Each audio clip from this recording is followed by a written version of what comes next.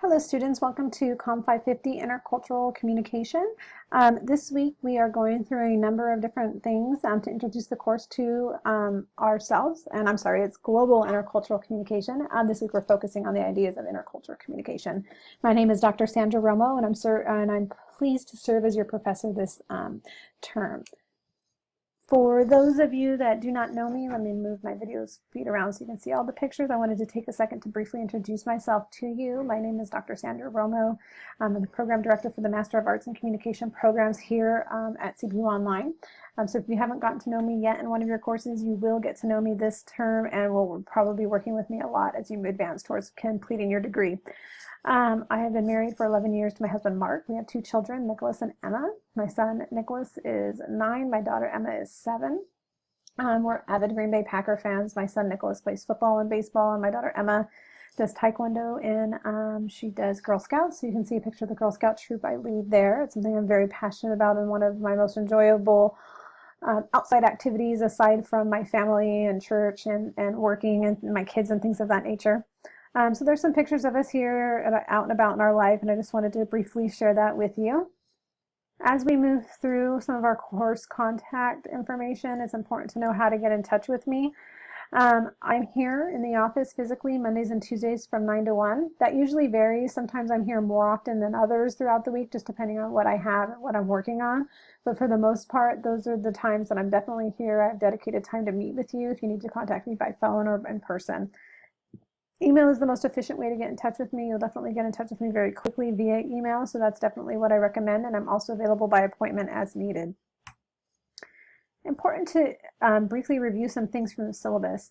All discussion board assignments have 2 deadlines. Your original replies are due on Fridays and your reply posts are due on Sundays. It's important to know that you need to reply to at least 2 students every time.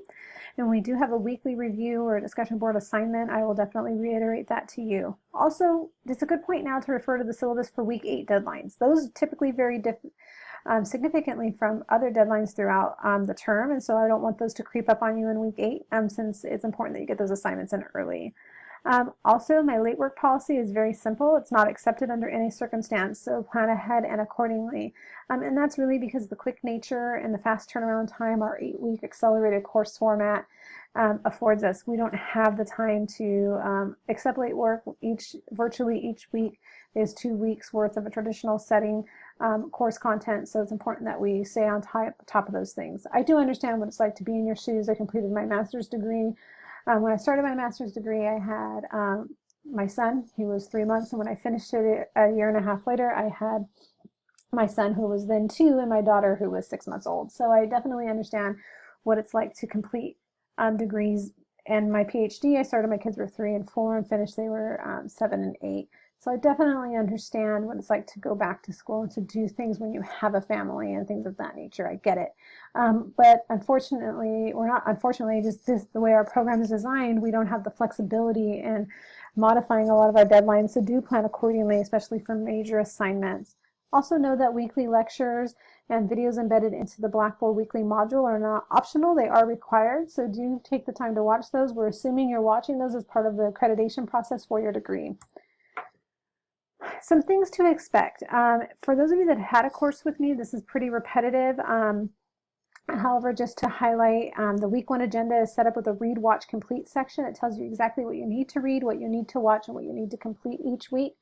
All weekly lectures will be posted in the My Announcements section of Blackboard that can be accessed via the home screen, and they will also be automatically sent out via email to you. They are all formatted for mobile consumption, meaning they're on YouTube. You can watch them on any device in any way you see fit. At the gym, in your commute home, you could listen to it, not watch, but listen, or at your kids' practice or whatever you may see desirable for that. The My Grades section, here's a highlight of this in case you didn't know. To access your grades, you go to the My Grades tab. You click on the week, the title for the assignment, that's a hyperlink. Once you click that, the View Attempt section comes up. You click on the actual grade, and then the submission pops up with all feedback or graded rubrics there. So if you need any help with that, that's just a highlight of that to really help you understand. This week we're reading the introduction in chapter 1 and 2 of our text, the Global Intercultural Reader. It's important to know that this text may seem daunting and may seem thick. We're not reading every essay in here. There's just not the time to do that. So all of the ones that we need to read are highlighted in the reading assignments in each weekly module. But I do encourage you, when you have to have 2 outside sources for for all of your assignments, utilize some of the other essays in here that we're not getting to. These are all journal articles, good and ready to go for you at your disposal. It makes it easy for you not to have to look up on the CBU library. So keep that in mind. I am assuming you're using the entire text, but the weekly readings are only highlighting the most pertinent chapters that we can actually consume within 8 weeks. You'll be watching 3 videos. This is really just to whet your appetite and help you to dive deeper in thinking about what intercultural communication is. I'm sure at this point in your master's career, you have a good idea of what it means. Intercultural communication is typically on the surface, self-explanatory. It's communicating across cultures and understanding the cultural barriers that we may have when it comes to communication. This text is designed to help us take it further, to look at mishaps, to look at how we analyze this from a research perspective and what use intercultural communication really has in our lives. So this week you only have a weekly review due. It's a discussion board with your original post due on Friday and your replies due on Sunday. It's important to know that in those responses, you work on those early. You will begin your intercultural journal. It's a journal assignment you have that's on your own. We'll get into in a little bit. That requires you to submit what you have completed in week 3 and then the entire journal in week 7. That's something you should be working on weekly. It's not formally due each week, but it's assuming that this is something you're doing and what you're observing, some different cultural interactions in your life and your workplace. So discussion board number 1 requires you to write 500 words original post looking at chapter 2. Chapter 2 discusses the evolution of intercultural communication and dialogue. And after reading the chapter, watching the videos and the lecture, answer the 4 questions listed below about the primary contentions of intercultural communication. What are some things that were pivotal within the evolution of this type of communication within society in the field of communication studies? Specifically look at the ethnocentric paradigm and what is that, and how can we give constructive feedback to that paradigm and phenomenon within intercultural communications. So keep that in mind. Also include at least 3 outside sources on this assignment. This is, and let me move my screen again, a rubric that the university is requiring us to post for discussion boards. It's a participation rubric that will be utilized in grading all discussion board posts. Please take note of it within the weekly module and know that the outstanding and good contributors exceed the minimum specific post requirements. I don't want anybody to get confused with those new expectations. This is university-wide and embedded into all of our courses now, that an adequate contributor is somebody that meets the minimum requirements, but good and outstanding contributors go beyond that participation aspect. So keep that in mind. Additionally, when we look at the intercultural journal, you'll begin to do this week on your own. Probably in a Word document is the best. Just start writing about a half a page to a page each week. What you're going to do, though, is you're going to submit this in week 3 and week 7, but the purpose really of this assignment is to critically analyze your feelings and reactions to theoretical material from the class and readings, apply concepts you have learned in the class, and give you space to really examine your own evolution of intercultural activities within this course. So you'll use the question guidelines. There's 5 questions below. This is also in Blackboard, to answer on a weekly basis based off of what you consume from the course. It's designed to help enrich our experience and really diving in intercultural communication to see how our thoughts may change about it throughout the semester. So it's more of a reflective assignment. You need to begin this week, but it is not due in week 1. As we look through intercultural communication, it's important to know that we heavily rely on the ritualistic view of communication. Intercultural communication doesn't typically utilize a transmission or linear view. That's the source message receiver. We have a source, we send a message to a receiver, and it bounces back and forth. Rather, we tend to rely on the ritualistic perspective of communication, viewing that communication really isn't about sending messages back and forth, but really the impartations of messages and creating that shared meaning with one another and creating a common communication experience. So you can see here that if communication is an experience and completed as part of a ritual, culture or societal norms or cultural norms can play a huge role in how we interpret that ritual. So it's really important to understand that perspective. We know that Peter's a noted communication scholar and theologian, tells us that true communication happens as an inner experience with one another. It takes place and it breaks barriers beyond culture and beyond society. It's also important to know that humans are homoliturgical in nature. We're designed to worship and commune with one another and God.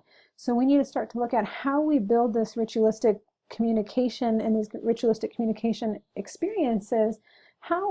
What do we do to break down cultural barriers? What do we do to break down societal norms? How does communication take place within the community that not just shapes the culture of a community, but helps us better understand different cultures within our community? And so those are some things that are really the goal of this course as we move into it. We're looking at communication from this ritualistic perspective. It's very important that you keep that idea and meaning early on in the semester to understand that. With that, it's important for us to keep in mind that we're going to be going through a lot of different theories and such that are helpful with this. The first one we're going to look at is coordinated management of meaning. This particular theory helps us understand that we look at communication as a comprehensive approach to social interaction, and we understand that we're constantly coordinating and managing ideas and communication within our head to address and apply certain meanings and actions to this communication. So it really considers how we manage meaning and action within a conversation. Two things occur in any communication context. One, we assign meaning to the communicative situation, behavior, and message. And then two, we decide how to respond to the said communicative situation, behavior, and message. We assign then a communication, we utilize communicative management internally or cognitively, where we store communication experiences and apply meaning to those communication experiences and save them for the future. So if we have a certain interaction with a friend and it doesn't go favorably, and we save that and we remember that, and then we know next time I'm not going to respond to this person this way because last time this happened. So what happens is we assign meaning to communicative situations, behaviors, and messages to then decide how to respond to them, and we store those. So what happens is in intercultural communications, a lot of times we don't have meaning assigned to those new communicative environments with people from different cultures or different societies. So when that happens, we're not sure how to respond to them. So the point is that we're constantly using the CMM model, coordinated management of meaning. We're constantly assigning new meaning and managing new conversations and new communicative experiences and behaviors and things of that nature when we deal with intercultural situations. And so that's just something to keep in mind. As we move forward in the week 1 agenda, do keep in mind the chapters we're reading and watching, the videos we're watching, as well as getting started with your intercultural journal, as well as your weekly review number 1. I pray you all have a blessed week, and if you have any questions, feel free to contact me.